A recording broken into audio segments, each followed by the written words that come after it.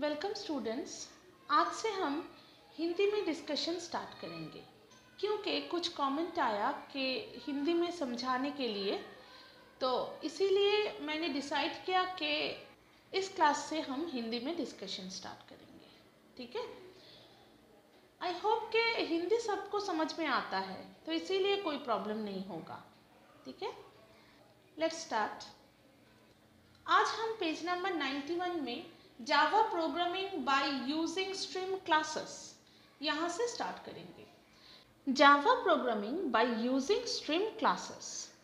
This system provides user-friendly environment to input the data values in Java programming.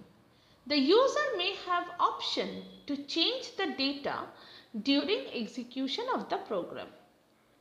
This system applies two types of classes, input stream and buffered reader. The significance of these classes is discussed below. मतलब क्या है? देखो, जावा एक user friendly environment create करता है कि user data को ठीक तरह से इनपुट करे। इसके लिए जावा दो क्लास यूज़ करते हैं, एक है इनपुट स्ट्रीम, एक है बफर्ड रीडर। तो ये इनपुट स्ट्रीम क्लास क्या करता है? देखो, input stream classes, the data given to the computer is converted into the machine code, that is binary form. This machine code needs to be transferred to the CPU in terms of binary bit patterns. Hence, the system tries to streamline the bits so that they do not get disturbed or hampered and causes any input error. The streamline of bits are done by using input stream class.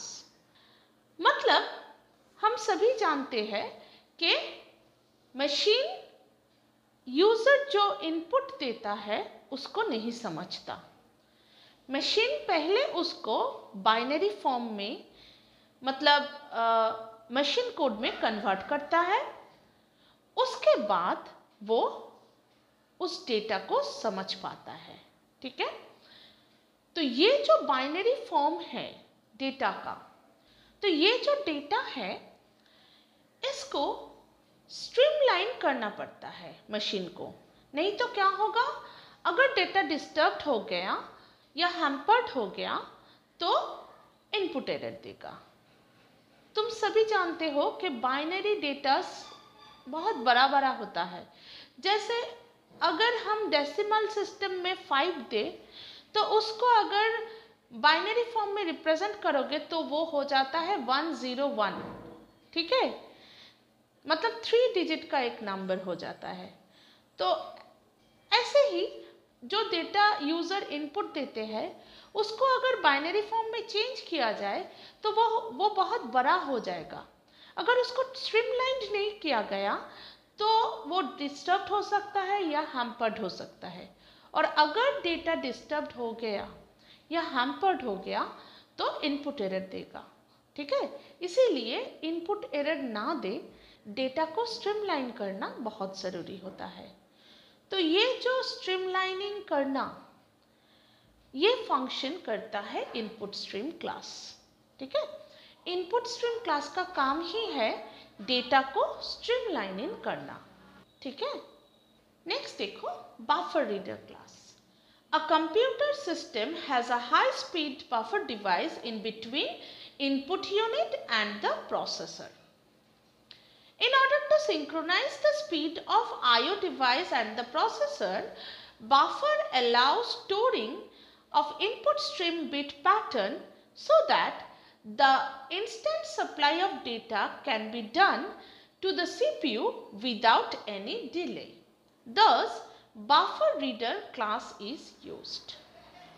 तो इसका मतलब क्या है? देखो, input device का जो speed है वो प्रोसेसर के स्पीड से बहुत कम है, इसीलिए इनपुट डिवाइस प्रोसेसर के साथ एडजस्ट नहीं कर पाता। ठीक है, तो इसको ओवरकम करने के लिए एक बफर डिवाइस यूज़ होता है। ठीक है, ये बफर डिवाइस क्या है? एक टेम्पररी स्टोरेज डिवाइस है।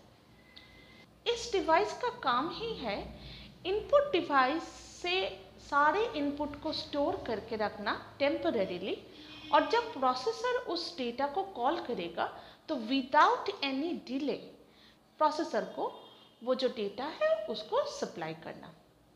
ठीक है, तो बफर रीडर एक ऐसा क्लास है जो बफर डिवाइस को ये काम करने के लिए हेल्प करता है। ठीक है, नेक्स्ट देखो, process to input data by using stream reader classes include java.io package by using import java.io.star। मतलब ये जो इनपुट लेने का काम है, इसके लिए जावा में बहुत सारा स्ट्रीम रीडर क्लासेस यूज होता है। ठीक है, उसमें से ही एक है java.io। मतलब java.io एक पैकेज है जहाँ पे बहुत सारा IO रिलेटेड फाइल्स है। ठीक है, तो अगर उस पैकेज को तुम लोगों को इंक्लूड करना है प्रोग्राम में, तो क्या कमांड देना पड़ेगा? import java.io.star। ठीक है, this enables java.io package exposed to your program।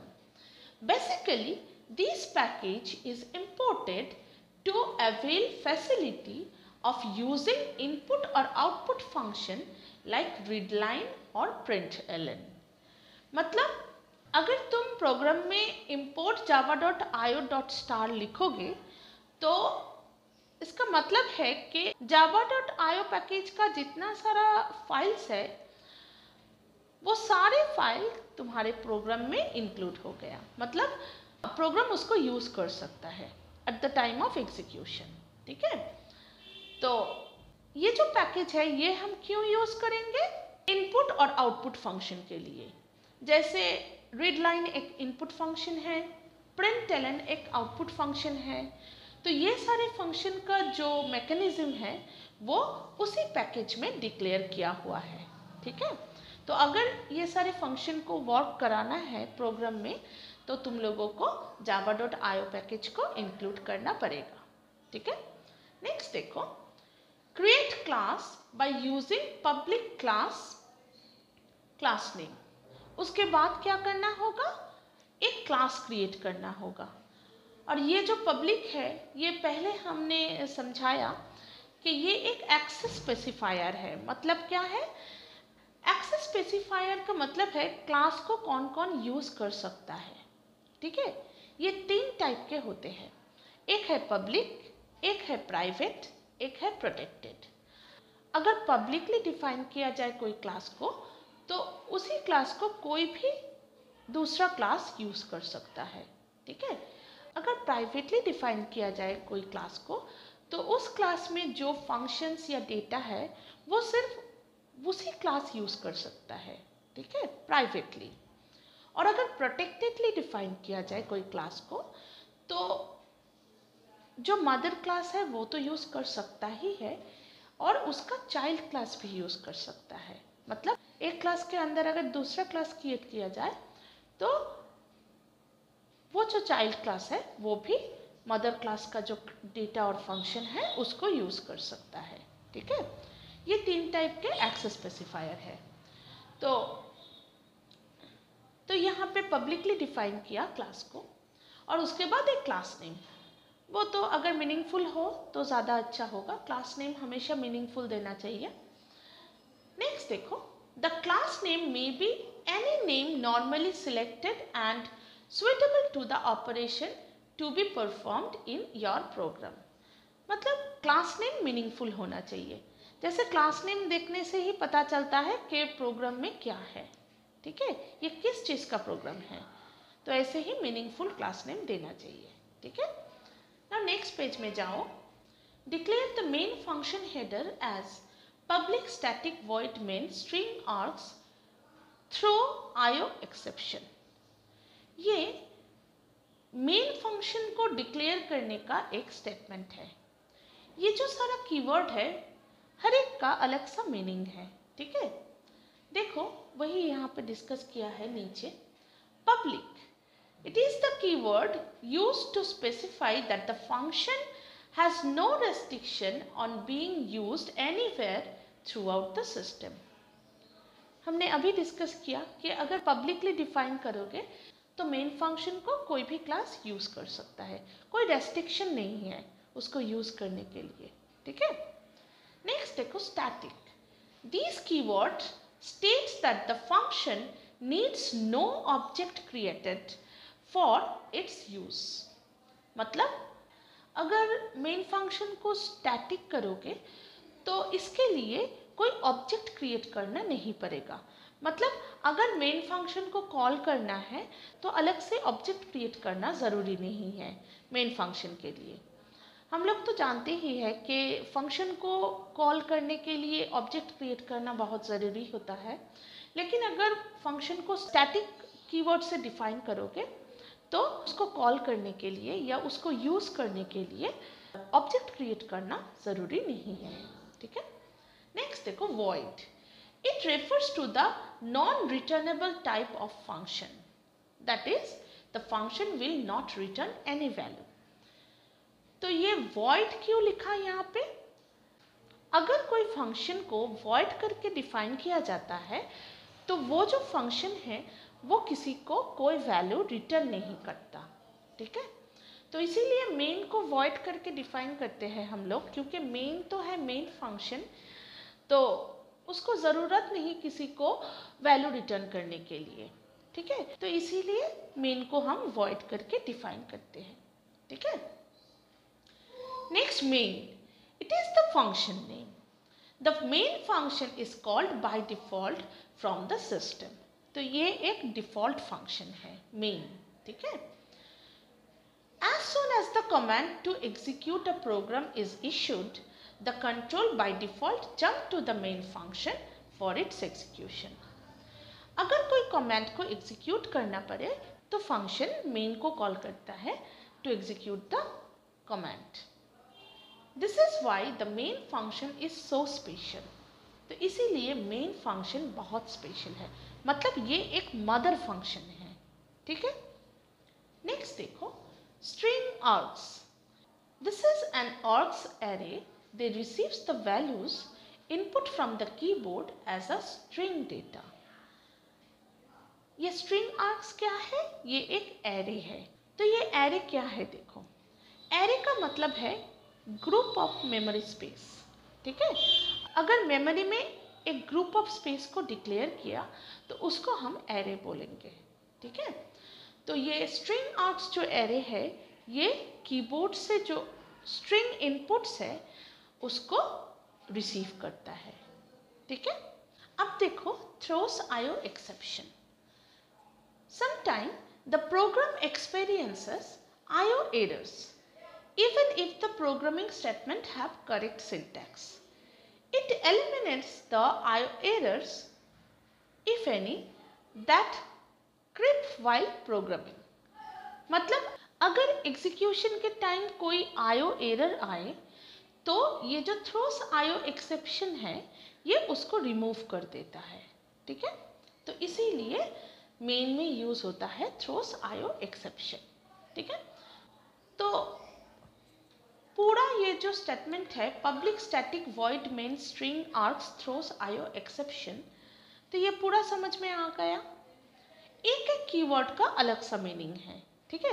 ये अच्छे से पढ़ना क्योंकि ये बहुत इंपॉर्टेंट है। अब देखो और दो स्टेटमेंट यहाँ पे दिया हुआ है। Input stream reader read equal to new input stream reader system dot in. This statement creates an object of input stream type, say read, to accumulate streamlined bit pattern from the input device। तो वो जो streamlining करना है इसके लिए ये object create करना बहुत ज़रूरी है, ठीक है। यहाँ पे इनपुट स्ट्रीम रीडर ये तो देना ही है, लेकिन ये जो रीड है उसके बाद यहाँ पे तुम दूसरा कोई नाम भी यूज़ कर सकते हो, ठीक है। रीड एक एग्जाम्पल है, जैसे देखो ब्रैकेट में दिया है, देखो से रीड, मतलब रीड के जगह तुम दूसरा कोई नाम भी दे सकते हो, ठीक है। डेटा को स्ट्रीमलाइन करने के लिए ये इनपुट स्ट्रीम टाइप का ऑब्जेक्ट क्रिएट करना बहुत ज़रूरी होता है। ठीक है, नेक्स्ट देखो, buffer reader in equal to new buffer reader read. इस स्टेटमेंट का काम क्या है देखो, this statement is used to create an object in of buffer reader type to store the input data from the keyboard temporarily. मतलब ये जो statement है वो एक ऑब्जेक्ट क्रिएट करता है बफर रीडर टाइप के। ठीक है, प्रीवियस पेज में हमने पढ़ा है कि दो क्लास यूज़ होते हैं, एक इनपुट स्ट्रीम क्लास और एक बफर रीडर क्लास। ये दो क्लास को यूज़ करने के लिए इनपुट स्ट्रीम टाइप का और बफर रीडर टाइप का दो ऑब्जेक्ट क्रिएट होना बहुत ज़रूरी है। ठीक है, यहाँ पे देखो रीड को ब्रैकेट में लिखा है, यहाँ पे रीड ना लिख के तुम लोग दूसरा कोई नाम भी यूज़ कर सकते हो, लेकिन ध्यान में रहे कि जो नाम इनपुट स्ट्रीम रीडर में यूज़ करोगे वही नाम यहाँ पे बफर रीडर में यूज़ करना है। ठीक है, अब देखो next topic, syntax to accept numeric data values. उसके बाद है syntax to accept character. Next देखो, सिंटैक्स टू एक्सेप्ट स्ट्रिंग, मतलब डेटा किसी भी टाइप का हो सकता है, न्यूमेरिक भी हो सकता है, टेक्स्ट भी हो सकता है और स्ट्रिंग भी हो सकता है। तो हर एक डेटा को पढ़ने के लिए अलग सा एक सिंटैक्स है, तो उसी सिंटैक्स को यहाँ पे डिस्कस किया है। देखो, to accept an integer up to 32 bits, तो अप टू 32 बिट्स तक कोई इंटीजर, डेसिमल नहीं, सिर्फ इंटीजर अगर रीड करना हो तो उसको कैसे रीड करना है, n equal to integer dot parse int, bracket में in dot read line, then function का एक ब्रैकेट है, फिर एंड। यहाँ पे मुझे लगता है एक प्रिंटिंग मिस्टेक है, ये जो रीड लाइन का ब्रैकेट है मतलब फंक्शन का ब्रैकेट ओपनिंग और क्लोजिंग, उसके बाद भी एक क्लोजिंग ब्रैकेट होना चाहिए। ठीक है, नहीं तो ये इनके आगे जो ब्रैकेट ओपन हुआ वो तो ख़त्म नहीं हो रहा है, इसीलिए मुझे लगता है कि रीड लाइन का जो फंक्शन का ओपनिंग एंड क्लोजिंग ब्रैकेट है उसके बाद एक क्लोजिंग ब्रैकेट होना चाहिए। ठीक है, तो अगर इंटीजर को रीड करना है तो इसी स्टेटमेंट से रीड करना है। ठीक है, नेक्स्ट देखो, अगर फ्लोट टाइप डेटा हो मतलब डेसिमल हो डेटा के अंदर, तो n equal to float dot parse float bracket start in dot read line opening bracket closing bracket, then again एक क्लोजिंग ब्रैकेट होना चाहिए। ठीक है, ये फ्लोट टाइप डेटा को रीड करने के लिए। नेक्स्ट देखो, अगर डबल टाइप डेटा हो मतलब फ्लोट टाइप डेटा है 32 बिट रीड करने के लिए, लेकिन अगर डेसिमल हो और 64 बिट डेटा हो तो डबल में रीड करना पड़ता है। ठीक है, उसके लिए स्टेटमेंट देखो, n equal to double dot parse double opening bracket in dot read line, then opening bracket closing bracket, then again एक closing bracket होना चाहिए। ठीक है, मुझे लगता है ये प्रिंटिंग मिस्टेक है। ठीक है, अब देखो नेक्स्ट, एक्सेप्ट अ कैरेक्टर। अगर सिर्फ एक कैरेक्टर को एक्सेप्ट करना है जैसे A, B ऐसे टाइप का कैरेक्टर, ठीक है, तो उसके लिए अलग सा स्टेटमेंट है। देखो, ch इक्वल टू ब्रैकेट में कैर, उसके बाद ब्रैकेट क्लोज, अगेन एक opening bracket, in dot read, then opening bracket closing bracket, then again एक क्लोजिंग ब्रैकेट। ठीक है, ये है कैरेक्टर रीड करने का स्टेटमेंट। यहाँ पे जो वेरिएबल ch यूज़ किया है वहाँ पे तुम लोग दूसरा कोई वेरिएबल भी यूज़ कर सकते हो। ठीक है, ऊपर में n जो वेरिएबल नाम यूज़ किया है वहाँ पे भी तुम लोग दूसरा कोई वेरिएबल नेम यूज़ कर सकते हो। ठीक है, अब देखो next page, syntax to accept a string. String पढ़ने के लिए, स्ट्रिंग क्या है, ग्रुप ऑफ कैरेक्टर्स। ठीक है, या ग्रुप ऑफ कैरेक्टर्स और group of characters and numbers, वो भी हो सकता है। ठीक है, अल्फा न्यूमेरिक भी हो सकता है और सिर्फ अल्फ़ाबेटिकल भी हो सकता है, लेकिन ग्रुप ऑफ होगा। ठीक है, str equal to in dot read line opening bracket closing bracket. ये है स्ट्रिंग पढ़ने का स्टेटमेंट, ठीक है। तो अगर यूजर को न्यूमेरिक डेटा देना है तो तुम लोगों को प्रोग्राम में न्यूमेरिक डेटा वाला स्टेटमेंट यूज करना है। अगर यूजर को कैरेक्टर टाइप डेटा देना है तो प्रोग्राम में character type read statement use करना है। और अगर यूजर को स्ट्रिंग टाइप डेटा देना है तो प्रोग्राम में स्ट्रिंग टाइप डेटा को पढ़ने के लिए रीड स्टेटमेंट यूज करना है, ठीक है। अब देखो solve programs based on input stream reader.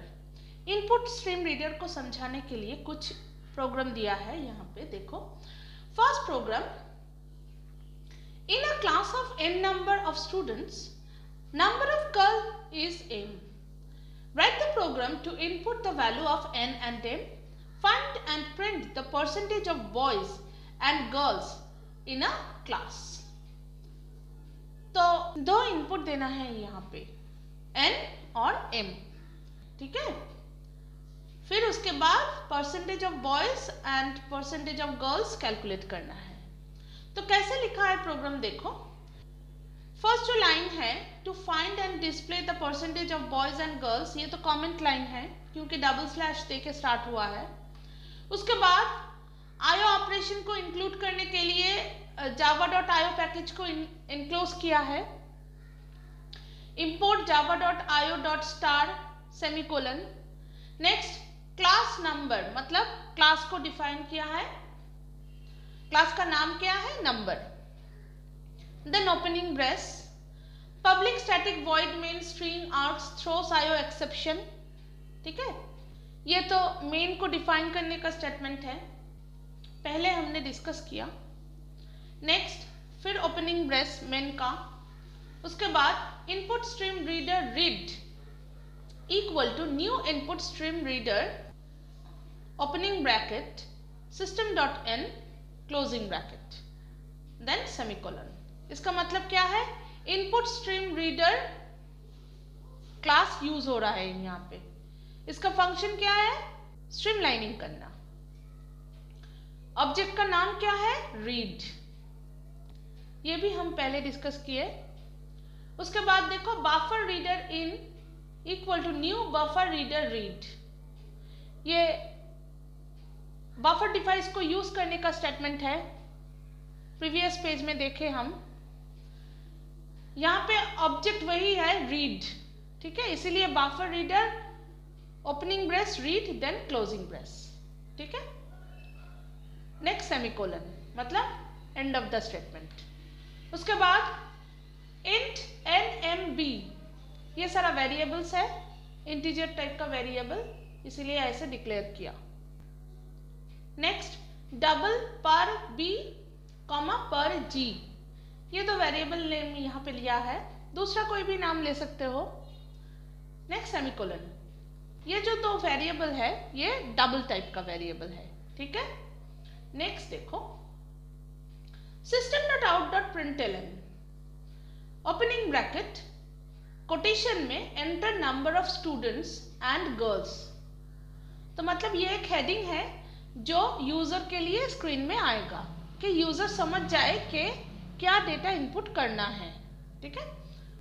उसके बाद क्लोजिंग ब्रेस देन सेमीकोलन।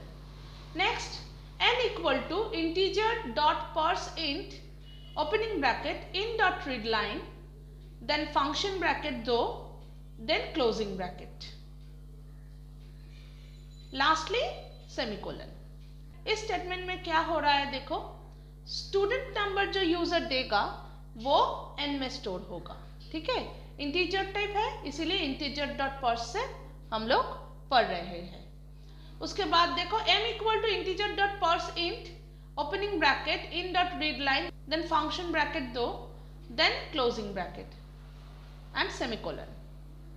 यहाँ पे यूजर जो नंबर ऑफ गर्ल्स देगा वो रीड होगा, ठीक है। इंटीजर टाइप है इसलिए इंटीजर डॉट परसेंट से पढ़ा है। Next b equal to n minus m, number of boys को निकालने के लिए तो नंबर ऑफ स्टूडेंट्स से नंबर ऑफ गर्ल्स माइनस करना पड़ेगा, वो जो कैलकुलेशन है वो b में किया है, ठीक है, सेमीकोलन। उसके बाद PERB मतलब पर बी इक्वल टू, मतलब percentage of boys equal to double B divided by N into 100।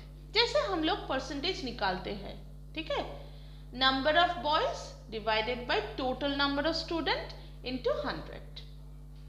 Next, per G equal to double m divided by n into 100, मतलब number of girls divided by total number of student into 100। ठीक है, तो ये हो गया। यहाँ पे देखो, पहले डिवीजन ऑपरेशन होगा, उसके बाद मल्टीप्लिकेशन, और जो आंसर आएगा वो फ्रैक्शन में आएगा, मतलब आंसर में डेसिमल पॉइंट रहेगा। ठीक है, तो इसीलिए डबल लिया है दोनों कैलकुलेशन में।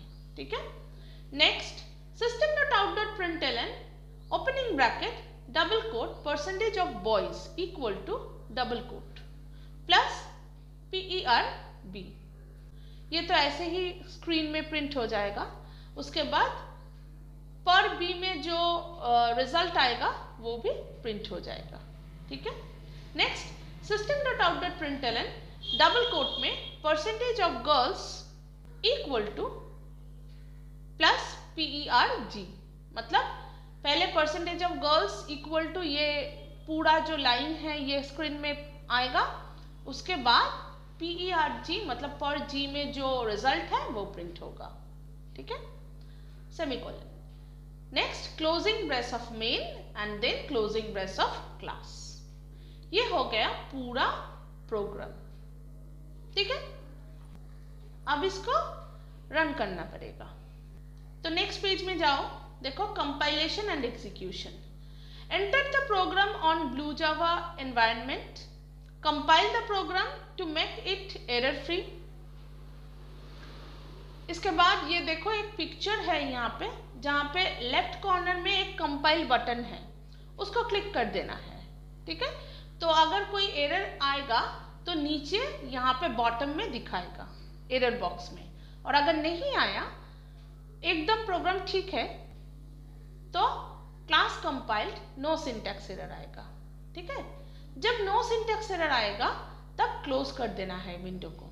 देखो फाइंड के बाद क्लोज एक बटन है, वहां पे क्लिक कर देना है। ठीक है, अब देखो, enter the program on blue Java environment, compile the program to make it error free. A class compiled no syntax error message appear on the lower pane of the screen. Click the close button. ठीक है, next step देखो, select the class icon number and click the right button of the mouse। मतलब जो class है यहाँ पे number नाम का, वहां पे माउस लेके राइट क्लिक करना है। ठीक है, a drop down menu will appear on the screen. Select and click the void main string args option। मतलब राइट क्लिक करने से जो ड्रॉप डाउन लिस्ट आएगा वहां पे void main string args को क्लिक करना है। ठीक है, a method call window will appear on the screen. Click OK button। फिर उसके बाद एक मेथड कॉल विंडो आएगा। देखो यहाँ पे ब्लू जे मेथड कॉल, वहां पे दो ओपनिंग ब्रेस और क्लोजिंग ब्रेस दिया हुआ है, वहां पे कुछ चेंज नहीं करना है, सिर्फ ओके में क्लिक करना है। ठीक है, ओके में क्लिक करने के बाद एक टर्मिनल विंडो आएगा। देखो साइड में ही दिया है एक टर्मिनल विंडो, यहाँ पे रिजल्ट आएगा। ठीक है, देखो, enter number of students and number of girls, press enter to get the required output on the screen. Input data को देना है वहां पे और फिर एंटर कर दो तो रिजल्ट आ जाएगा। ये है पूरा एग्जीक्यूशन मेथड। अब नेक्स्ट पेज में जाओ, और एक प्रोग्राम है। Write a program in Java to accept the diagonal of a square, find area and the perimeter by using input stream. Input stream को यूज करके डायगोनल ऑफ अ स्क्वायर लेना है, फिर उसके बाद स्क्वायर का एरिया और पेरीमीटर निकालना है। देखो, पहले तो comment line, to find the area and perimeter by input stream. उसके बाद इंपोर्ट java.io.star सेमीकोलन, मतलब java.io को एनक्लोज किया। उसके बाद पब्लिक क्लास स्क्वायर, ठीक है। पहले जो प्रोग्राम 1 हमने डिस्कस किया वहां पे क्लास का कोई एक्सेस स्पेसिफायर नहीं था, ठीक है, लेकिन यहाँ पे पब्लिकली डिफाइन किया है क्लास को। दोनों ही हो सकता है। अगर तुम कोई एक्सेस स्पेसिफायर डिफाइन नहीं करोगे तो बाय डिफॉल्ट क्लास को पब्लिक एज्यूम किया जाएगा, ठीक है। यहाँ पे तो डिफाइन किया है पब्लिक क्लास स्क्वायर। पब्लिक है एक्सेस स्पेसिफायर, स्क्वायर है क्लास नेम और class keyword. Next opening brace, उसके बाद public static void main string args throws IO exception, main को डिफाइन किया। उसके बाद मेन का ओपनिंग ब्रेस, फिर input stream reader read equal to new input stream reader opening brace system dot in closing brace semicolon. उसके बाद input stream reader read equal to new input stream reader opening bracket system dot in closing bracket semicolon, ठीक है। मतलब stream reader class को use किया जा रहा है। ऑब्जेक्ट का नाम है रीड। उसके बाद buffer reader in equal to new buffer reader bracket में रीड, फिर उसके बाद क्लोजिंग ब्रैकेट एंड सेमीकोलन। मतलब बफर रीडर क्लास को यूज किया जा रहा है। उसके बाद देखो डबल ADPAR सारा वेरिएबल है डबल टाइप के, ठीक है। Next system dot out dot println bracket start quotation में enter the diagonal of a square bracket close semicolon. मतलब ये जो लाइन है ये यूजर के लिए एक हेडिंग की तरह काम करेगा। मतलब यूजर को समझ में आए कि क्या इनपुट देना है, ठीक है। उसके बाद D equal to double dot parse double opening bracket in dot read line function bracket 2, उसके बाद क्लोजिंग ब्रैकेट देन सेमीकोलन। मतलब जो डायगोनल के लेंथ यूजर देगा वो D में रीड होगा और ये डबल टाइप के डेटा है, इसीलिए डबल डॉट पार्स डबल से हम लोग रीड कर रहे हैं, ठीक है। उसके बाद A equal to D divided by math dot SQRT bracket में 2। ये तो साइड निकालने का फॉर्मूला है। अगर डायगोनल गिवन है तो लेंथ ऑफ द साइड कैसे निकालोगे? डायगोनल डिवाइडेड बाय √2, ठीक है। वही यहाँ पे किया है, देखो D divided by math dot SQRT 2। Math dot SQRT 2 का मतलब है √2। ये एक लाइब्रेरी फंक्शन है, ठीक है, मैथमेटिकल लाइब्रेरी फंक्शन। नेक्स्ट देखो AR equal to A into A। मतलब एक बार अगर लेंथ कैलकुलेट कर लिए साइड का तो area equal to side into side, ये तो स्क्वायर का फॉर्मूला ही है, तो वही यहाँ पे यूज किया है area equal to A into A, फिर सेमीकोलन। उसके बाद P equal to 4 into A, ये तो पेरीमीटर का फॉर्मूला है स्क्वायर में, 4 इंटू साइड, फिर सेमीकोलन। उसके बाद देखो system dot out dot println the area equal to plus AR and system dot out dot println the perimeter equal to plus P। मतलब एरिया और पेरीमीटर को कैलकुलेट करके उसके बाद उसको प्रिंट कर दो, ठीक है। फिर closing brace of main and then closing brace of class. Next देखो program 3। Write a program in Java to accept the number of days and display it after converting into number of years, number of month and number of days। मतलब number of days लेना है, उसको year, month और day में convert करना है, ठीक है। देखो पहले comment line to express days after converting into year, month and number of days। उसके बाद import java.io.star semicolon, ये तो IO पैकेज को include किया। उसके बाद public class days, publicly define किया क्लास को, क्लास का नाम क्या है डेज।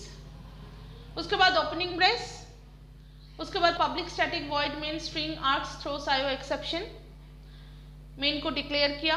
उसके बाद opening brace of main, then int ABCY and D, ये सारा वेरिएबल है इंटीजर टाइप का।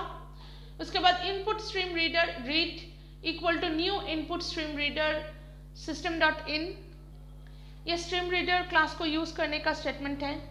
उसके बाद buffer reader in equal to new buffer reader read, मतलब बफर रीडर क्लास को यूज करने का स्टेटमेंट है। उसके बाद system dot out dot println enter the number of days, ये पूरा स्क्रीन में आ जाएगा, इसको देख के यूजर समझ जाएगा कि नंबर ऑफ डेज देना है। उसके बाद a equal to integer dot parse int in dot read line, मतलब नंबर ऑफ डेज को रीड किया जा रहा है a वेरिएबल में। उसके बाद y equal to a by 365,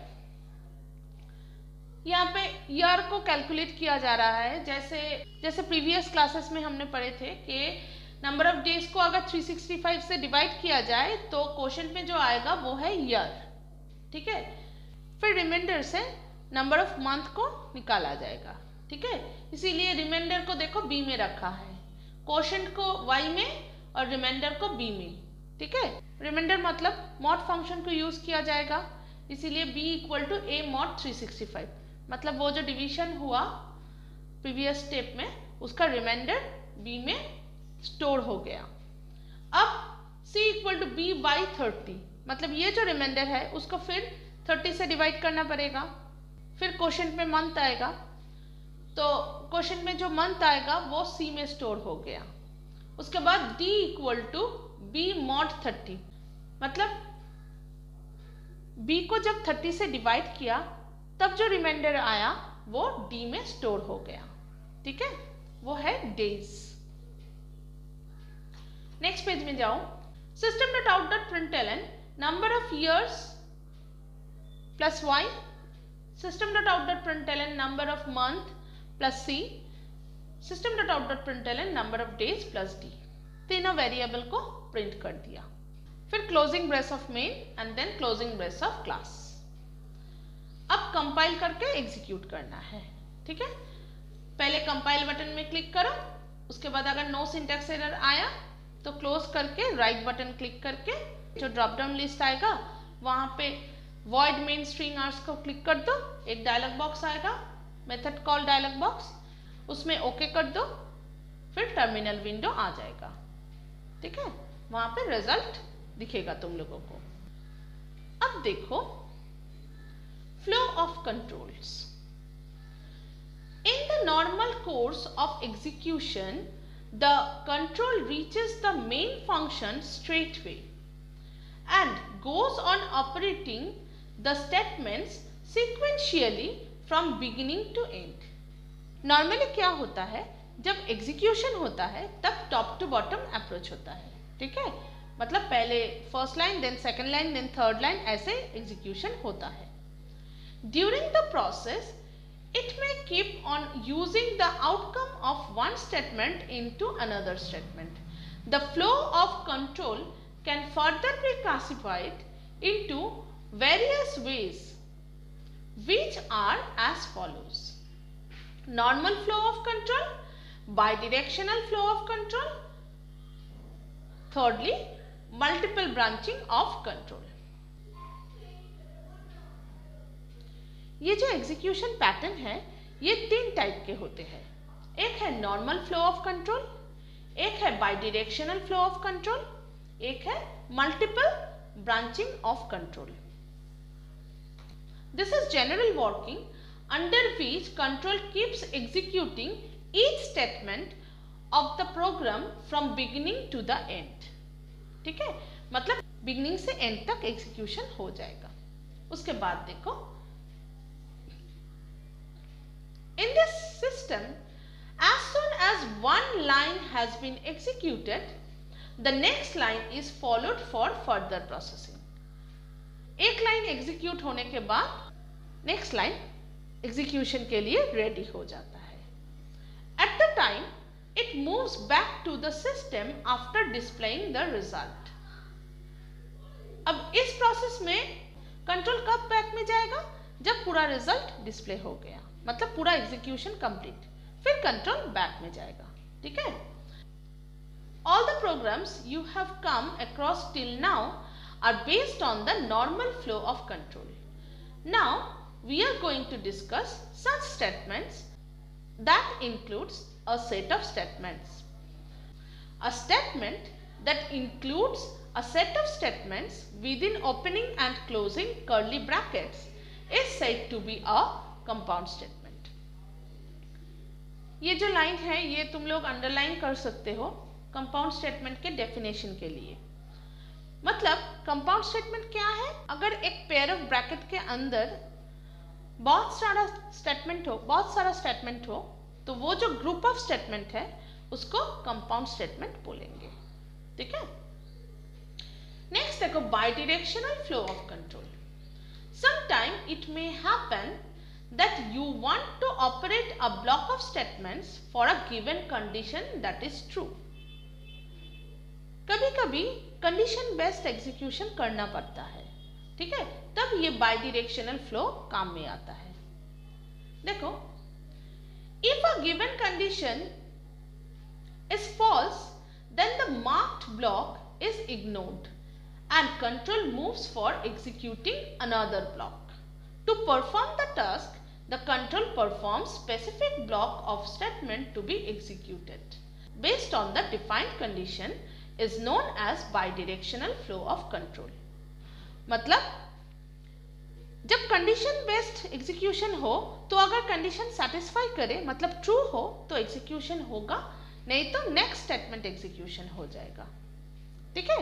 condition के अंदर जो स्टेटमेंट है वो तब इग्नोर किया जाएगा बाय कंपाइलर। ठीक है। तो इसी टाइप के जो एग्जीक्यूशन है उसको बाइडिरेक्शनल फ्लो ऑफ कंट्रोल बोलते हैं। नेक्स्ट पेज में देखो,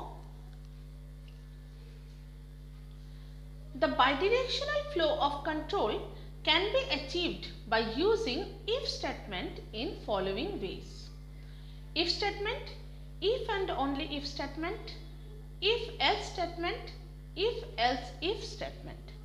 मतलब ये सारा कंडीशन बेस्ड स्टेटमेंट है। ठीक है। नेक्स्ट देखो if statement. This statement is basically applied if a statement और a block of statements are to be executed based on a given condition that is true. In case the condition is false, it ignores the block and moves for normal flow of control. मतलब if condition में एक condition दिया है programme में, अगर वो true हो तो इफ कंडीशन के अंदर जो स्टेटमेंट है वो एग्जीक्यूट करेगा। अगर कंडीशन फॉल्स हो तो इफ कंडीशन को इग्नोर करके कंपाइलर नेक्स्ट स्टेटमेंट में चला जाएगा। ठीक है। जैसे यहाँ पे डिसीजन बॉक्स देके समझाया है, is a is greater then 0। अगर यस है मतलब ट्रू है तो एक टास्क होगा और अगर फॉल्स है तो स्टॉप हो जाएगा। ठीक है। जब तुम लोग प्रोग्राम करोगे तब और भी क्लियर हो जाएगा। ठीक है। नेक्स्ट देखो syntax of using if statement. A situation में appear where you need to execute a set of statements for true condition. In such case all the statements within if must be enclosed with curly brackets। ठीक है। तो if condition के अंदर जो statement देना है अगर वो मल्टीपल स्टेटमेंट्स हो तो उसको ब्रैकेट में एनक्लोज करना है, और अगर सिंगल स्टेटमेंट हो तो ब्रैकेट ऑप्शनल है। ठीक है। यूज कर सकते हो या नहीं कर सकते हो। ठीक है। देखो यहाँ पे साइड में एक बॉक्स है जहाँ पे सिंटैक्स को दिया है। पहले सिंगल स्टेटमेंट के लिए इफ कंडीशन अगर सेटिस्फाई किया तो स्टेटमेंट एग्जीक्यूट होगा, फिर इफ कंडीशन से निकल जाएगा। लेकिन अगर मल्टीपल स्टेटमेंट एग्जीक्यूट करना है तो देखो second one, if condition then opening brace statement 1 statement 2 dot dot dot statement n, उसके बाद क्लोजिंग ब्रेस। मतलब अगर कंडीशन सेटिस्फाई किया तो स्टेटमेंट 1 से लेकर n तक एग्जीक्यूट करेगा, उसके बाद कंट्रोल इफ कंडीशन से निकलेगा। ठीक है। ये है सिंगल स्टेटमेंट और मल्टीपल स्टेटमेंट कैसे एग्जीक्यूट करते हैं इफ कंडीशन में वो समझाया है। साइड में वही लिखा है, देखो, अ सिचुएशन में appear where you need to execute a set of statement for true condition. In such case, all the statements within if must be enclosed with curly brackets. Example दिया है, int a equal to 10, if a is greater than 10, system.out.println greater than 10. In example shown above, the message greater than 10 will be displayed on the screen because the value of a is more than 0. If the value is less than or equal to 0, then the print statement is not executed. मतलब अगर condition satisfy नहीं किया तो if condition के अंदर जो statement है वो एग्जीक्यूट नहीं करेगा। ठीक है, नेक्स्ट देखो, और एक एग्जांपल दिया है, int x equal to 9, p equal to 0, double t equal to 0.0d। मतलब 3 वेरिएबल है, 2 इंटीजर टाइप के और एक डबल टाइप के। Next, if bracket open x mod 2 not equal to 0, मतलब यहाँ पे x जो नंबर है वो इवन है या ऑड है वो चेकिंग हो रहा है। अगर इवन होगा तो 2 से डिवाइड करने से रिमाइंडर 0 आएगा, और अगर ऑड होगा तो डिवाइड करने से रिमाइंडर 0 नहीं आएगा। तो वही यहाँ पे चेकिंग हो रहा है। ठीक है, अगर ऑड है तो देखो नीचे p equal to x into X होगा, उसके बाद t equal to math.sqrt x, मतलब x का रूट निकाला जाएगा।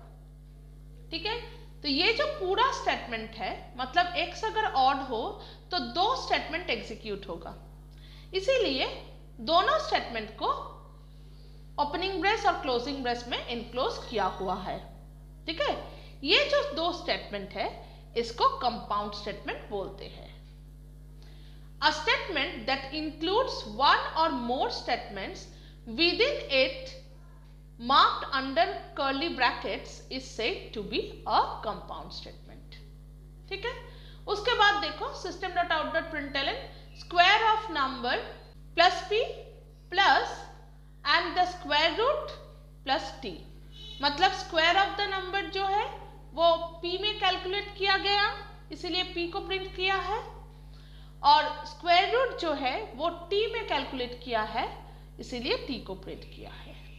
ठीक है, अब देखो एक नॉलेज कॉर्नर है, वो क्या है, with reference to this syntax if statement is used to check a condition, if given condition is true then the following if statement is executed. In case the condition is false, the control ignores the given statement and move to the next statement of the program। ये तो हमने पहले ही discuss किया कि अगर if statement का जो condition है वो अगर सेटिस्फाई किया तो उसके अंदर जो स्टेटमेंट है वो एग्जीक्यूट करेगा, और अगर नहीं सेटिस्फाई किया तो जस्ट वो if ब्लॉक को इग्नोर करके नेक्स्ट स्टेटमेंट में स्किप कर जाएगा। ठीक है, अब देखो next page. With reference to the above example, if statement checks whether the value of x equal to 9 is even or odd. Here the condition is true, hence it enters the block of statement enclosed within curly brackets. Find square and square root of the number and print the result. Square of the number 81 and square root is 3.0. ये तो previous page में जो programme है bottom में उसको ही discuss किया है। ठीक है, if you give value of x an even number the condition will become false and the associated block of statement is ignored.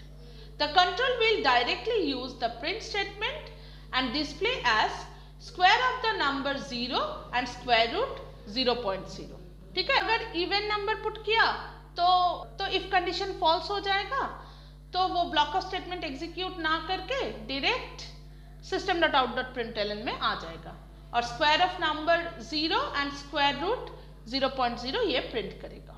ठीक है, नेक्स्ट देखो if and only if statement. मतलब यूज ऑफ मल्टीपल इफ। अभी तक हमने देखा single if statement, अब देखो multiple if. It is a logical situation in which multiple statements can be operated selectively.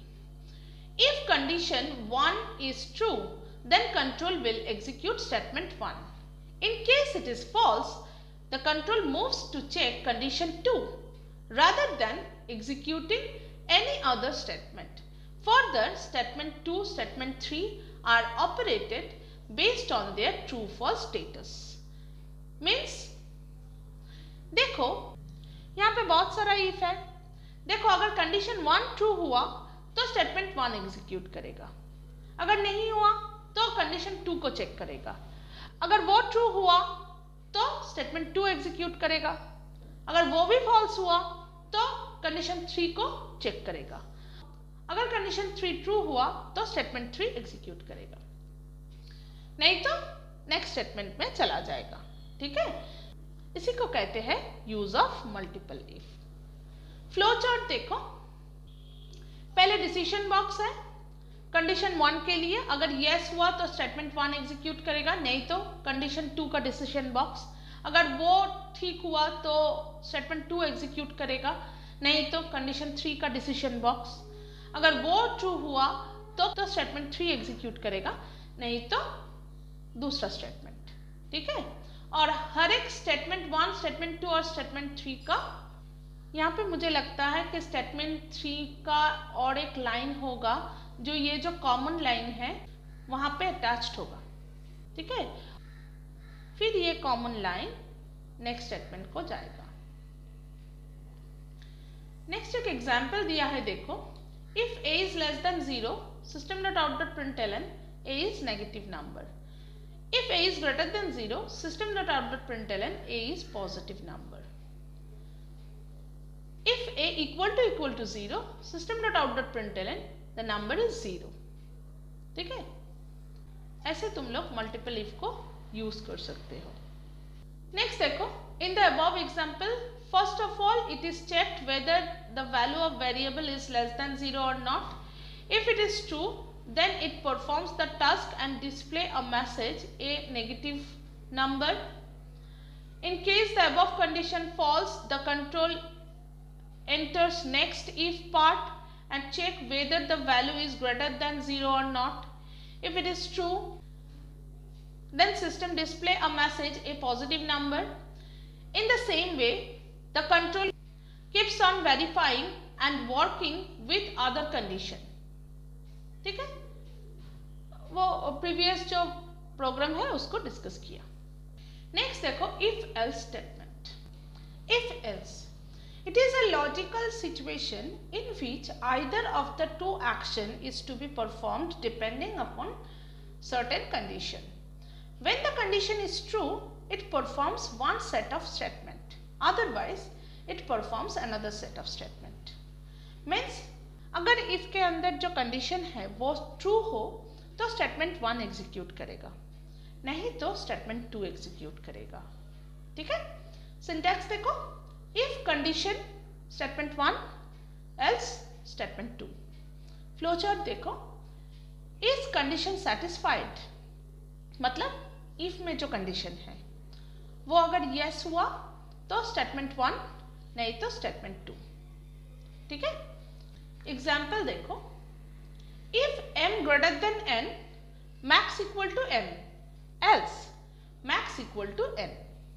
अगर m greater हुआ तो max equal to m होगा, नहीं तो max equal to n होगा। In the above example, the value of m and n are compared. If the condition is true, then the value of m is assigned to the variable max. Otherwise, the variable max receives the value of n. ठीक है, next if else if, it is also a logical situation where more than two actions are to be performed depending upon the condition with a keyword else if। मतलब बहुत सारा condition को लेके काम करना है यहाँ पे। when condition 1 is true, then it performs one set of statement. In case condition 1 is false, the control enters else if part and in turn checks condition 2. If it is true, the control performs the task of statement 2. Otherwise, it executes statement 3. ठीक है, first condition check करेगा, अगर true हुआ तो execution होगा, नहीं तो second condition को चेक करेगा। अगर वो ट्रू हुआ तो सेकंड कंडीशन के रिलेटेड जो स्टेटमेंट है वो एग्जीक्यूट करेगा। अगर वो भी फॉल्स हुआ तो थर्ड कंडीशन को चेक करेगा। ऐसे चलता रहेगा, ठीक है। नेक्स्ट पेज में जाओ, the syntax. Syntax, if condition 1 then statement 1, else if condition 2 statement 2, else statement 3। मतलब लास्ट में यहाँ पे एल्स यूज करना है, ठीक है। फ्लो चार्ट देखो, कंडीशन 1 अगर ट्रू हुआ तो स्टेटमेंट 1 को एग्जीक्यूट करेगा, नहीं तो कंडीशन 2। अगर कंडीशन 2 ट्रू हुआ तो स्टेटमेंट 2 को एग्जीक्यूट करेगा, नहीं तो कंडीशन 3। ऐसे चलता रहेगा। एग्जाम्पल देखो, if a is greater than b, system.out.println first number is greater. Else if b is greater than a, system.out.println second number is greater. Else system.out.println both number is equal. मतलब अगर a बड़ा हुआ तो first number is greater, अगर b बड़ा हुआ तो second number is greater. अगर a और b कोई भी बड़ा नहीं हुआ तो मतलब बोथ नंबर्स आर इक्वल, ठीक है। वही यहाँ पे एक्सप्लेन किया है, देखो। In the above example, first of all, it is checked whether the first number is greater than second number or not. If it is true, then the control performs the task and display the message first number is greater. In case the condition is false, the control enters else if part and checks whether the second number is greater than the first number or not. If it is true, then the system displays the message second number is greater. Otherwise, the control automatically enters the next else part and display the message both the numbers are equal. Next देखो, types of errors.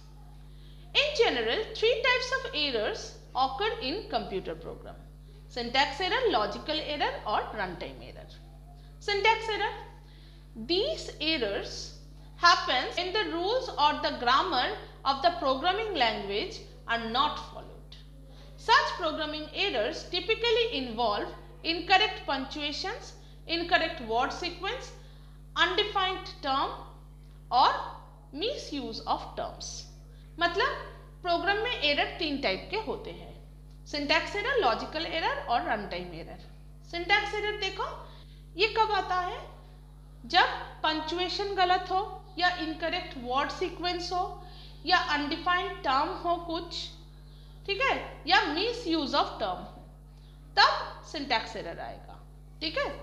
Next देखो, for example the Java statement c equal to a plus b by 2 has a syntax error because every Java statement should be terminated with a semicolon. So it should be c equal to a plus b by 2 bracket close, उसके बाद semicolon, ठीक है। तो ये एक syntax error है, यहाँ पे सेमीकोलन नहीं दिया था इसीलिए सिंटैक्स एरर दिखा रहा था। नेक्स्ट देखो, logical error. A logical error is an error in planning the program logic. The computer actually does not know that an error has been made. It follows the programming instruction and executes the result, but the output is not correct. The problem is that the logic being followed does not produce the results that were desired. मतलब logic ही गलत। जैसे मान लो कि हम लोगों को area of the square calculate करने के लिए बोला है। हमने प्रोग्राम में फॉर्मूला यूज किया AR equal to 4 into S, जहां पे एस एक साइड है। तो कंपाइलर क्या करेगा? कंपाइलर 4 के साथ जो लेंथ ऑफ द साइड है उसको मल्टीप्लाई करेगा और रिजल्ट दे देगा। लेकिन ये तो फॉर्मूला नहीं है, तो इसीलिए ऐसे टाइप का जो एरर है वो लॉजिकल एरर है। मतलब फॉर्मूला ही गलत। ठीक है, हम लोगों को क्या यूज करना था, साइड इनटू साइड, लेकिन हमने यूज कर दिया 4 इनटू साइड, तो ये हो गया लॉजिकल मिस्टेक। एक एग्जाम्पल दिया है, देखो example, in Java programming the instruction is given as for a equal to 1, a less than equal to 10, a equal to a plus 2, मतलब a 1 से 10 तक जाएगा और 2 करके इंक्रीमेंट होगा। system.out.println a, the output of the program is all odd numbers from 1 to 10, यही तो output होगा ना। पहले a इक्वल टू 1 प्रिंट होगा, उसके बाद 3 प्रिंट होगा, उसके बाद 5 प्रिंट होगा, उसके बाद 7, उसके बाद 9, but the user wants to print all even numbers from 1 to 10, लेकिन मान लो यूजर को चाहिए इवन नंबर्स, तो लॉजिक ही गलत है।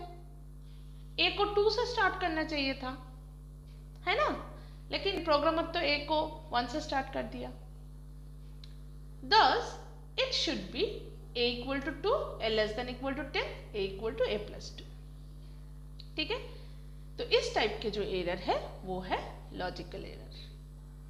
नेक्स्ट देखो run time error.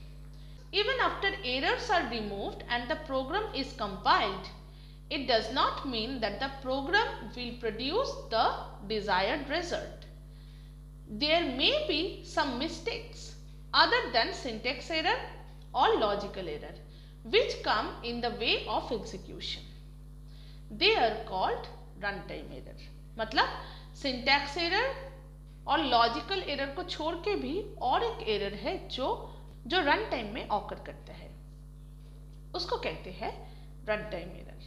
These errors may occur due to dividing the number by 0 or to finding out the square root of a negative number, etc. मतलब देखो यहाँ पे 2 एग्जाम्पल दिया है कब रन टाइम एरर ऑकर करता है। जैसे अगर एक नंबर को 0 से डिवाइड किया जाए तो आंसर क्या होगा, इन्फिनिटी। तो ऐसे टाइप का जो सिचुएशन है वहां पे कंप्यूटर को समझ में नहीं आता कि क्या आउटपुट दे, तो इसीलिए वो रन टाइम एरर दे देता है। ठीक है, और एक यहाँ पे दिया हुआ है देखो square root of a negative number, इस सिचुएशन में भी कंप्यूटर रन टाइम एरर देगा। ठीक है, for example in the expression a equal to b plus c by 2, if the value of d equal to 0 then the result will be infinity, which is a runtime error। ठीक है, next देखो solve program on decision making. अब कुछ programme दिया है decision making statement को समझने के लिए। डिसीजन मेकिंग स्टेटमेंट मतलब इफ एल्स स्टेटमेंट। ठीक है, write a program to enter two unequal numbers, if the first number is greater then display square of the smaller number and cube of the greater number, otherwise vice versa. Means 2 number user को input करना पड़ेगा, जो बड़ा है उसका cube निकालना है और जो छोटा है उसका स्क्वायर निकालना है। ठीक है, देखो to display square and cube of numbers, ये तो कमेंट लाइन है। उसके बाद java.io को एनक्लोज किया, उसके बाद पब्लिक क्लास नंबर क्लास को डिफाइन किया, उसके बाद ओपनिंग ब्रेस, उसके बाद वॉइड को डिफाइन किया, फिर स्ट्रीम रीडर क्लास को यूज किया, फिर बफर रीडर क्लास को यूज किया। नेक्स्ट पेज में जाओ, फिर वेरिएबल डिक्लेयर किया इंटीजर टाइप का। अब स्टेटमेंट दे रहा है एंटर 2 नंबर्स यूजर के लिए। यूजर रीड करके समझ गया कि 2 नंबर देना है। 2 नंबर को इंटीजर टाइप का नंबर है तो 2 नंबर को a और b में रीड किया इंटीजर डॉट परसेंट देके। उसके बाद if a less than b opening brace SQ equal to A into A, CB equal to B into B into B। मतलब अगर A लेस हुआ मतलब A स्मॉलर हुआ तो A का स्क्वायर और B का क्यूब निकालना है। ये इफ कंडीशन के अंदर कंपाउंड स्टेटमेंट है। ठीक है, अगर ये कंडीशन सेटिस्फाई किया तो ये 2 स्टेटमेंट एग्जीक्यूट करेगा। एल्स मतलब अगर नहीं किया तो SQ equal to B into B, CB equal to A into A into A। मतलब अगर नहीं किया तो बी का स्क्वायर निकालना है और ए का क्यूब निकालना है, ठीक है। ये एल्स के अंदर कंपाउंड स्टेटमेंट है। अब देखो system dot out dot println the square of smaller number plus S Q, system dot out dot println the cube of greater number plus C B, मतलब दोनों को प्रिंट कर देना है, ठीक है। फिर दो क्लोजिंग ब्रेस, एक मेन का और एक क्लास का। उसके बाद सेकंड प्रोग्राम देखो, write a program to input 3 unequal numbers, display the greater number among them. 3 number को इनपुट करना है और देखना है कौन सा बड़ा है। देखो पहले comment line to display the greater number of 3 numbers, उसके बाद java.io को इंक्लूड किया, उसके बाद क्लास को डिफाइन किया, उसके बाद ओपनिंग ब्रेस, फिर मेन को डिफाइन किया, फिर ओपनिंग ब्रेस मेन का, फिर स्ट्रीम रीडर क्लास को यूज किया उसका स्टेटमेंट, फिर बफर रीडर क्लास को यूज किया उसका स्टेटमेंट, फिर ए बी सी 3 वेरिएबल है इंटीजर टाइप का, वो उसको डिक्लेयर किया, फिर एंटर 3 नंबर्स, एक हेडिंग है, उसके बाद 3 नंबर को रीड किया, तीनों ही इंटीजर टाइप के नंबर है इसीलिए इंटीजर डॉट परसेंट दे के रीड किया। उसके बाद इफ कंडीशन आ रहा है a is greater than b and a is greater than c, ये जो है ये है लॉजिकल ऑपरेटर। ये जो एंड है, अब देखो आया if statement, if a is greater than b and a is greater than c, ये जो एम्परसेंड साइन है दोनों, इसको हम लॉजिकल एंड कहते हैं, ठीक है।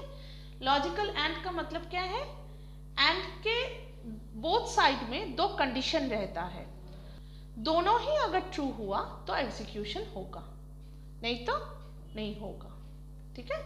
देखो अगर a b से भी बड़ा है और c से भी बड़ा है तो नेक्स्ट पेज में जाओ, system dot out dot println the first number is greater a plus a, मतलब a अगर दोनों से बड़ा हुआ तो a को प्रिंट कर दो, if b is greater than a and b is greater than c तो b को प्रिंट कर दो, नहीं तो c is greater than a and c is greater than b तो c को प्रिंट कर दो, ठीक है। फिर closing brace of main and closing brace of class. उसके बाद देखो program number 3, write a program to input the cost price and the sell price of an article. If selling price is more than cost price, then calculate and display actual profit and profit percent, otherwise calculate and display actual loss and loss percent. If the cost price and the sell price are equal, the program display the message neither profit nor loss. मतलब SP और CP को देना है और check करना है कि profit हुआ या लॉस हुआ। अगर प्रॉफिट हुआ तो प्रॉफिट परसेंट को निकालना है और प्रॉफिट को भी कैलकुलेट करना है, अगर लॉस हुआ तो लॉस को निकालना है और लॉस परसेंट को निकालना है, और अगर दोनों ही इक्वल है तो नाइदर प्रॉफिट नॉर लॉस, ये जो मैसेज है इसको डिक्लेयर करना है, इसको प्रिंट करना है। तो देखो पहले कमेंट लाइन, उसके बाद java.io को इंक्लूड किया, उसके बाद क्लास को डिफाइन किया, फिर ओपनिंग ब्रेस, फिर वॉइड मेन का स्टेटमेंट, फिर ओपनिंग ब्रेस, फिर स्ट्रीम रीडर क्लास को यूज करने का स्टेटमेंट, फिर बफर रीडर क्लास को यूज करने का स्टेटमेंट, फिर वेरिएबल डिक्लेरेशन, मतलब ये सारा वेरिएबल है इंटीजर टाइप के और कुछ फ्लोट टाइप के भी वेरिएबल है। यहाँ पे देखो pp इक्वल टू 0 और p इक्वल टू 0 दिया है, मतलब जो वेरिएबल कैलकुलेशन के लिए यूज होगा उस वेरिएबल को 0 से इनिशियलाइज कर दिया। मतलब प्रीवियसली अगर कहीं पे भी ये मेमोरी स्पेस यूज हुआ तो वहां पे प्रीवियस प्रोग्राम का वैल्यू स्टोर हो सकता है, क्योंकि अगर PP और P में पहले से कोई वैल्यू स्टोर रहा है तो वो क्लियर हो जाएगा और 0 से इनिशियलाइज हो जाएगा, ठीक है। मतलब 0 उसके अंदर असाइंड हो जाएगा। फिर देखो system dot out dot println enter cost price and sale price, दोनों ही इंटीजर टाइप के वेरिएबल है इसीलिए इंटीजर डॉट पर्स से रीड किया। उसके बाद चेकिंग हो रहा है SP is greater then CP, अगर यस हुआ मतलब सेलिंग प्राइस ज़्यादा तो प्रॉफिट हुआ, तो P equal to SP minus CP, profit को कैलकुलेट किया, उसके बाद PP profit percent, float P divided by CP into 100, जैसे प्रॉफिट पर्सन को कैलकुलेट करते हैं। Next system dot out dot println profit plus P, system dot out dot println profit percent PP plus PP, मतलब दोनों का print कर दिया, profit और प्रॉफिट पर्सन को। फिर क्लोजिंग ब्रेस इफ का। नेक्स्ट अगर एसपी लेस हुआ तो फिर से ओपनिंग ब्रैकेट इफ का स्टार्ट हो गया और लॉस कैलकुलेट हुआ, लॉस पर्सन कैलकुलेट हुआ, फिर उसके बाद दोनों को प्रिंट कर दिया system dot out dot println use करके। नेक्स्ट पेज में जाओ, फिर इफ का क्लोजिंग ब्रेस खत्म हो गया। फिर एल्स, मतलब अगर फर्स्ट इफ कंडीशन सेटिस्फाई नहीं हुआ तो सेकंड इफ कंडीशन में जाएगा, अगर वो भी सेटिस्फाई नहीं किया तो एल्स में आएगा। अगर दोनों सेटिस्फाई नहीं हुआ उसका मतलब एसपी इक्वल टू सीपी, तो इसीलिए एल्स में वही प्रिंट किया है, नाइदर प्रॉफिट नॉर लॉस। फिर closing brace of main and then closing brace of class. Next program number 4 देखो। Write a program to enter 3 sides of a triangle and check whether the triangle is possible or not. If possible, then display whether an equilateral, an isosceles or a scalene triangle, otherwise display the message triangle is not possible. तो 3 side को लेना है और check करना है कि triangle होगा कि नहीं। अगर ट्रायंगल हुआ तो किस टाइप का ट्रायंगल होगा, ठीक है।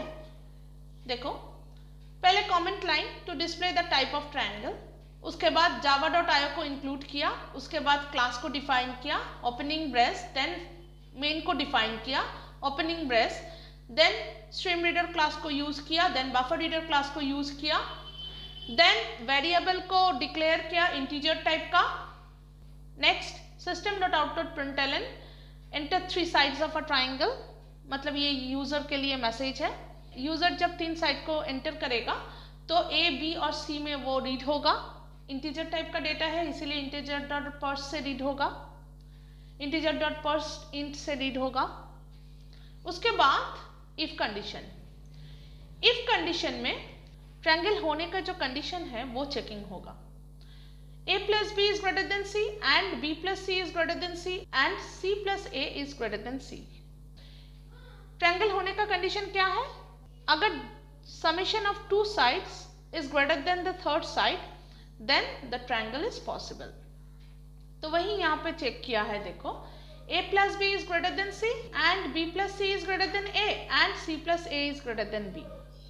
अगर इन तीनों कंडीशन में से तीनों ही ट्रू हुआ तो system dot out dot println triangle is possible. Next check करेगा कि कौन से टाइप का ट्रायंगल है ये। If a is equal to b and b is equal to c and c is equal to a, मतलब तीनों साइड क्या इक्वल है? System dot out dot println equilateral triangle, मतलब अगर इक्वल है तो equilateral triangle. Else if a equal to b और b equal to c और c equal to a, मतलब दो साइड इक्वल है इसीलिए और लॉजिकल और को यूज किया है यहाँ पे, मतलब अगर कोई भी एक ट्रू हुआ तो एग्जीक्यूशन होगा, ठीक है। तो अगर a b से इक्वल है या b c से इक्वल है या c a से इक्वल है तो आइसोसेलेस ट्रायंगल। तो system dot out dot println isosceles triangle. Else if a not equal to b and b not equal to c and c not equal to a, कोई भी side एक दूसरे से equal नहीं है, अगर वो हो तो स्केलिन ट्रायंगल। देखो a not equal to b मतलब a b से इक्वल नहीं, b not equal to c b c से इक्वल नहीं, c not equal to a c भी a से इक्वल नहीं, a और b इक्वल नहीं, b और c इक्वल नहीं, c और a भी इक्वल नहीं। तो अगर ऐसा कंडीशन हुआ तो system dot out dot println scalene triangle. Next closing brace, else system dot out dot println triangle is not possible. तो अगर ट्रायंगल पॉसिबल हुआ तो ये तीनों कंडीशन को चेक करेगा और अगर कंडीशन ट्रू नहीं हुआ तो डायरेक्ट एल्स में आके system dot out dot println triangle is not possible print कर देगा। Then closing brace of main, closing brace of class. Now the last program. Program number 5. In an examination, the grade are awarded to the student in science according to the average marks obtained in the examination. 80% and above distinction, 60% or more but less than 80% first division, 45% or more but less than 60% second division, 40% or more but less than 45% pass, less than 40% promotion not granted. तो इस type के जो programme है वो हमेशा if else से ही होता है. Write a program to input name and marks in physics, chemistry, biology. Calculate the average marks. Display the name, average marks and the grade obtained. ठीक है. तो पहले comment line, उसके बाद java.io को include किया, public class grade class को define किया, opening brace main को define किया, opening brace of main, then stream reader class को use किया, buffer reader class को use किया, then variable को declare किया, integer टाइप के, float टाइप के, string टाइप के सभी variable को declare किया, system.out.println enter name, then name को enter करने के लिए बोल रहा है यूजर को. यूजर जब नेम को एंटर करेगा तो वो नेम जो वेरिएबल है वहां पे in.readline से रीड करेगा क्योंकि ये एक स्ट्रिंग है. Then again system.out.println enter marks in physics, chemistry and biology. ये सारा इंटीजर टाइप के है इसलिए integer.parseInt से रीड किया. उसके बाद एवरेज को कैलकुलेट किया, p + c + b divided by 3. अब चेकिंग होगा. अगर average greater than equal to 80 है तो डिस्टिंक्शन. अगर average greater than equal to 60 and less than 80 हो तो फर्स्ट डिविजन. अगर average greater than equal to 45 and less than 60 हो तो सेकेंड डिविजन. अगर average greater than equal to 40 and less than 45 हो तो पास. फिर नेक्स्ट पेज में जाओ. If average is less than 40 promotion not granted. Then system.out.println देके name, average marks और grade को print कर दिया. ठीक है. फिर closing brace of main and then closing brace of class. ठीक है. तो ये हो गया चैप्टर 4 खत्म. ठीक है. बहुत लंबा चैप्टर था, अच्छे से पढ़ना. आई होप के समझ में आया होगा. नेक्स्ट वीडियो में हम एक न्यू चैप्टर स्टार्ट करेंगे. बाय.